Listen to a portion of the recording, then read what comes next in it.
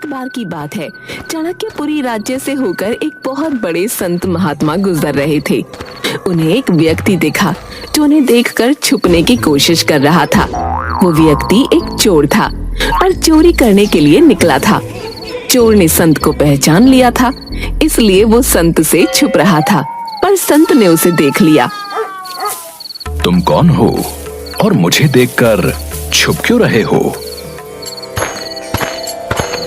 संत महात्मन, मैं एक चोर हूं और चोरी करने जा रहा हूं। भाई, ये धंधा छोड़ दो। कोई ऐसा काम धंधा करो जिससे तुम्हें किसी को देखकर भय न लगे और ना ही छिपने की जरूरत पड़े। महाराज, मेरे पिताजी एक चोर थे। मुझे सिर्फ यही काम आता है और दूसरा कोई काम नहीं आता। मैं तो पढ़ा लिखा भी नहीं हूं और न ही मेरे पास इतना धन है कि व्यापार कर सकूं।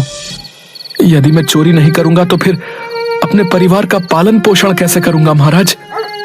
चोरी की बात सुनकर संत कुछ क्षणों के लिए मौन हो जाते हैं, फिर बोलते हैं, ठीक है, अगर तुम्हारे पास कोई और काम नहीं है और ये काम करना तुम्हारी मजबूरी है तो तुम बेशक ये काम करो, लेकिन मेरी एक बात मान लो। महाराज, मैं जानता हूं आप बड़े ज्ञानी हैं, मैं आपकी बात जरूर मानूंगा। आप आज्ञा कीजिए।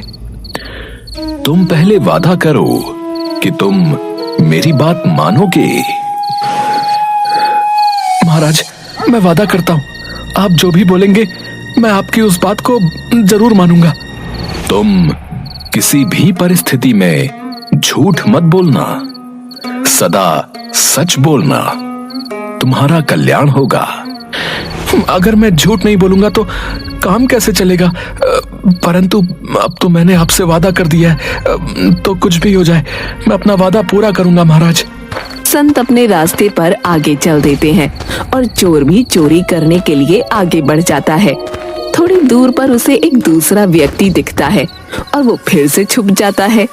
वो व्यक्ति चोर से, तुम कौन हो भाई और इस समय कहां जा रहे हो? चोर मन ही मन विचार करता है, झूठ तो मुझे बोलना नहीं है, इसलिए सच बता देता हूं, जो होगा देखा जाएगा। मैं चोर हूं और चोरी करने के इरादे से अपने घर से निकला हूं। तुम कैसे चोर हो जो स्वयं ही बता रहे हो कि मैं चोर हूं? क्यों हंसी कर रहे हो मेरे साथ? तुम अवश्य ही कोई सैनिक या गुप्तचर मालूम होते हो। नहीं, मैं मजाक नहीं कर रहा हूं, मैं वास्तव में ही चोर हूं और चोरी करना मेरा धंधा है।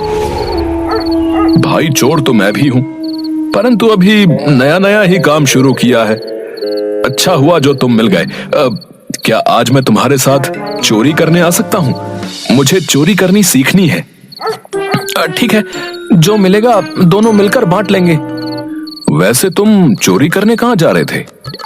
अभी तो ऐसा कोई विचार नहीं है, देखते हैं, जहां मौका मिल जाएगा वहीं चोरी कर लेंगे। अगर तुम चाहो तो हम राजमहल में चोरी कर सकते हैं। पागल हो गए हो क्या? राजमहल में कैसे घुसेंगे? घबराओ नहीं। अरे, मेरी बात ध्यान से सुनो। मैं पहले राजमहल में नौकर था, परंतु महाराज ने एक छोटी सी बात पर नाराज होकर मुझे नौकरी से निकाल दिया और आज उनकी वजह से मुझे चोरी करने की जरूरत पड़ रही है। अगर महाराज ने तुम्हें निकाल दिया तो तुमने कहीं और काम क्यों नहीं ढूंढा? क्योंकि राजा ने मुझे अपने महल से निकाल दिया तो किसी दूसरे ने मुझे काम देने की हिम्मत नहीं की और इसलिए मजबूरी में मुझे यह धंधा अपनाना पड़ रहा है। चोरी करना अच्छी बात नहीं होती, समझे? फिर तुम क्यों चोरी करते हो भाई? मुझे चोरी करने के अलावा और दूसरा कोई काम नहीं आता है और ना ही मैं पढ़ा लिखा हूं, समझे? इसलिए चोरी करना मेरी मजबूरी है। इसका मतलब हुआ कि हम दोनों ही मजबूरी में चोरी करते हैं। देखो, मुझे राजमहल के एक एक गुप्त द्वार का पता है। चलो, आज हम राजमहल में भाग्य आजमाते हैं।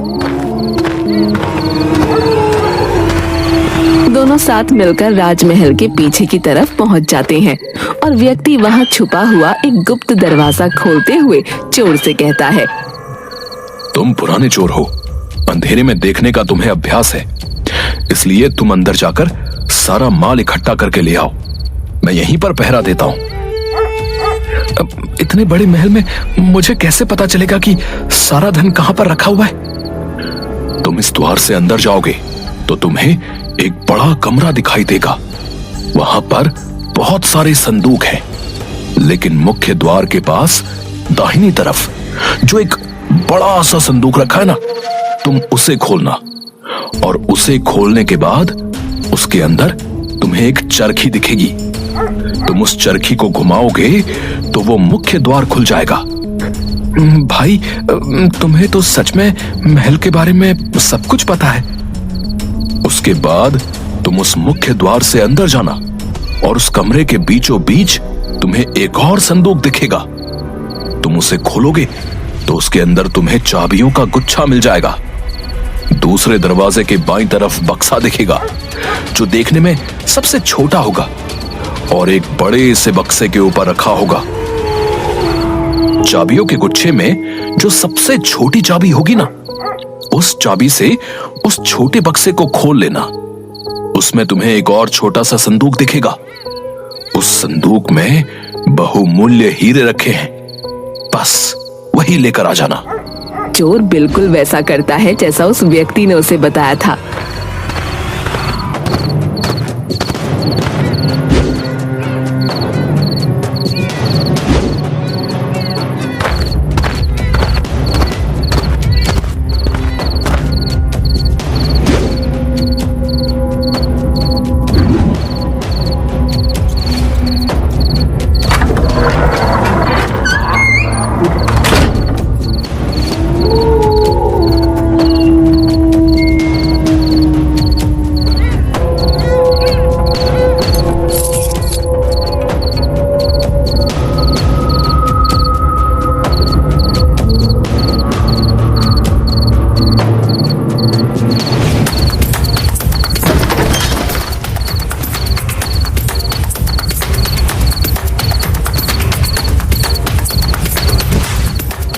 और वो हीरे लेकर वापस आ जाता है। भाई, तुमने जैसा कहा था, अंदर सब कुछ वैसा ही था। हाँ, ये लो तुम्हारे हिस्से का हीरा। मैंने उसमें से 2 हीरे निकाले, एक तुम्हारा और एक मेरा। लेकिन उस संदूक में तो 3 हीरे थे। तुम 2 ही क्यों लेकर वापस आ गए भाई? अरे भाई देखो, हम 2 थे। अगर मैं 3 हीरे लेकर आता तो वो तीसरा हीरा हम दोनों में बांटना बहुत मुश्किल था। इसलिए मैंने उस संदूक में से सिर्फ 2 ही हीरे निकाले, ताकि हम दोनों के बीच किसी तरह का मतभेद ना हो जाए। अरे भाई, तुम बड़े विचित्र चोर हो। तुम चाहते तो वो एक हीरा अपने पास रख सकते थे। मैं ऐसा नहीं कर सकता, क्योंकि मैं झूठ नहीं बोलता हूँ। इसलिए मैंने वो एक हीरा संदूक में वापस रख दिया, और हम दोनों के लिए एक एक हीरा लेकर ही बाहर आया। ये लो तुम्हारा हीरा। उस व्यक्ति को एक हीरा दिया और वहां से चला गया। मुझे लगता है कि ये मुझसे झूठ बोल रहा है। भला ऐसा कैसे हो सकता है कि अपनी जान जोखिम में डालकर कोई महल के अंदर चोरी करने जाएगा और सामने रखे हुए 3 हीरों में से सिर्फ 2 ही हीरे लेकर वापस आएगा, और उसमें भी एक हीरा मुझे दे देगा। ये अवश्य ही झूठ बोल रहा है। सुबह हुई और थोड़ी देर में ही बात फैल गई कि राजमहल में चोरी हो गई है। राजा ने मंत्री से कहा, चोर के बारे में पता लगाइए। खजाने का द्वार खुला हुआ मिला है। अवश्य ही ये किसी भेदी का काम है। शीघ्र ही इसकी जांच करो और चोर का पता लगाओ। जो आज्ञा महाराज, मैं जल्द ही चोर का पता करता हूँ।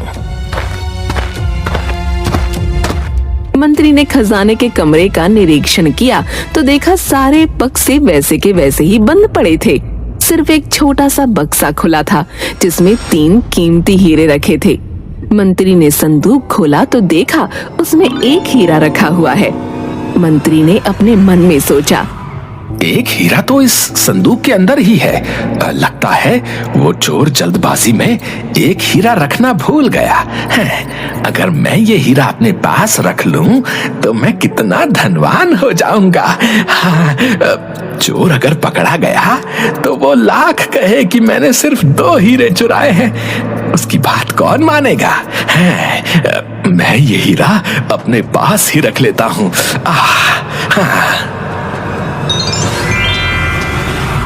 मंत्री फिर राजा के पास जाता है। महाराज, सारे बक्से तो ठीक हैं, सिर्फ एक बक्सा खुला हुआ है जिसमें 3 कीमती हीरे रखे थे और वही चोरी हुए हैं महाराज। क्या कहा? 3 हीरे चोरी हुए हैं? जी महाराज, उस छोटे बक्से में रखे हुए तीनों कीमती हीरे चोर ले गया महाराज। ठीक है मंत्री जी, आप जल्द ही चोर का पता लगाइए और उसे हमारे सामने प्रस्तुत कीजिए। तलाश शुरू की गई और जल्द ही चोर को राजा के सामने खड़ा कर दिया गया। क्या रात में तुमने ही राजमहल में घुसकर चोरी की थी? जी महाराज, मैंने ही चोरी की है और मैं इसका दंड भुगतने को भी तैयार हूँ, परंतु मेरे साथ एक अन्य भी मेरे साथ इस चोरी में शामिल था। वो कौन था? उसका नाम बताओ। मैं उसका नाम नहीं जानता और न ही उसके घर का पता जानता हूँ। कल रात को पहली बार ही मैं उससे मिला था। मुझे उसके बारे में और कुछ भी नहीं पता है। उसने ही मुझे गुप्त दरवाजे से खजाने के अंदर जाने का रास्ता बताया था। क्या कहानी सुना रहा है झूठा कहीं का है? अपने साथी का नाम जल्दी बताओ, वरना मैं तुम्हारी खाल खिंचवा दूंगा, समझे? आप जो सलूक चाहे मेरे साथ करें, परंतु मैं सच कह रहा हूँ, मुझे उसका नाम पता नहीं मालूम। मैं रात की सारी घटना आप लोगों को बता चुका हूँ और मैं जो भी कह रहा हूँ सच कह रहा हूँ। ये मेरे हिस्से का एक हीरा है जो मैंने अपने पास रखा था। तुम चोर हो, तुम्हारी बात पर विश्वास नहीं किया जा सकता। तुम कहते हो कि तुमने 2 हीरे चुराए थे और एक हीरा अपने साथी को दे दिया। लेकिन चोरी तो 3 हीरों की हुई है, फिर वो तीसरा हीरा कहाँ गया? मैं नहीं जानता, मैंने सिर्फ 2 हीरे ही चुराए थे। तीसरा हीरा मैंने वापस उस संदूक में ही रख दिया था। अगर तुम्हारी बात पर यकीन किया जाए तो ये बताओ, तुमने ऐसा क्यों किया? मंत्री जी, हम 2 साथी थे और संदूक में 3 हीरे थे। अगर मैं तीनों हीरे चुराता तो तीसरे हीरे का बंटवारा करना बहुत ही मुश्किल था। हम दोनों चोरों के बीच कोई मतभेद ना हो, ये सोचकर मैंने एक हीरा संदूक में वापस रख दिया था और 2 हीरे ही अपने साथ लेकर बाहर निकल गया था। मंत्री कुछ कहता उसके पहले ही महाराज बीच में बोल पड़े। मंत्री जी, ये चोर बिल्कुल ठीक कह रहा है। इसने सिर्फ 2 हीरे ही चुराए थे, जिसमें से एक हीरा इसने अपने साथी को दे दिया था और एक स्वयं रखा था। अपने हिस्से का हीरा इसने दे दिया और इसके साथी के हिस्से का हीरा मेरे पास है, क्योंकि मैं ही इसका साथी था। रात को जब मैं भेष बदलकर राज्य में घूम रहा था, उस समय मेरी मुलाकात इस चोर से हुई थी। जो हीरा इसने मुझे दिया था वो हीरा ये है। महाराज ने अपनी जेब से एक हीरा निकालकर सामने रख दिया। दरबार में सन्नाटा छा गया, सब मौन थे। थोड़ी देर बाद राजा, जब ये चोर मेरा हिस्सा मुझे देकर चला गया तो मैंने खजाने में जाकर इसकी जांच की, क्योंकि मुझे लग रहा था कि ये चोर झूठ बोल रहा है और इसने वो तीसरा हीरा अपनी जेब में रख लिया है और मुझे सिर्फ एक हीरा देकर चला गया। लेकिन अफसोस की बात यह है कि जब मैंने संदूक में देखा तो एक हीरा वहीं पर था जो इस समय मंत्री जी की जेब में है। मंत्री जी, आप उस तीसरे हीरे को अपनी जेब से खुद निकालेंगे या मैं सैनिकों को आदेश दूं? मंत्री हीरा निकालकर महाराज को देता है। राजमहल में चोरी के अपराध में मंत्री को कारागार में डाल दिया जाए। और तुम कैसे चोर हो जो चोरी भी करते हो और सच भी बोलते हो? महाराज, मैं एक संत महात्मा से मिला था जिन्होंने मुझसे सदा सच बोलने का वादा करवाया था। क्योंकि मुझे कोई दूसरा काम नहीं आता महाराज, इसलिए चोरी करना मेरी मजबूरी है। मैं तुमसे बहुत प्रसन्न हूं और तुम्हें अपना मंत्री बनाना चाहता हूं। महाराज, आपकी बड़ी कृपा दृष्टि है, परंतु आज मुझे ये मंत्री का पद सिर्फ उन संत महात्मा के वचनों द्वारा ही प्राप्त हुआ है। इसलिए मैं अपने जीवन का कल्याण करने के लिए उन संत महात्मा के पास ही जाना चाहता हूँ और उनकी ही सेवा सुमिरन में अपना बाकी का जीवन व्यतीत करना चाहता हूँ महाराज। उन संत महात्मा से हम भी मिलना चाहेंगे जिन्होंने एक चोर को उसके अवगुण के साथ उसको इतना गुणवान बना दिया। ऐसे संत को हमारे राजमहल में होना चाहिए। यह हमारे राज्य के लिए बहुत ही हितकर होगा। राजा के आदेश पर संत को ढूंढा जाता है।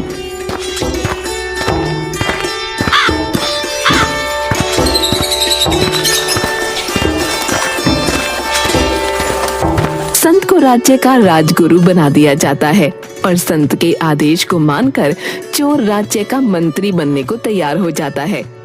इस तरह संत और चोर दोनों ही उस चाणक्यपुरी राज्य का हिस्सा बन जाते हैं।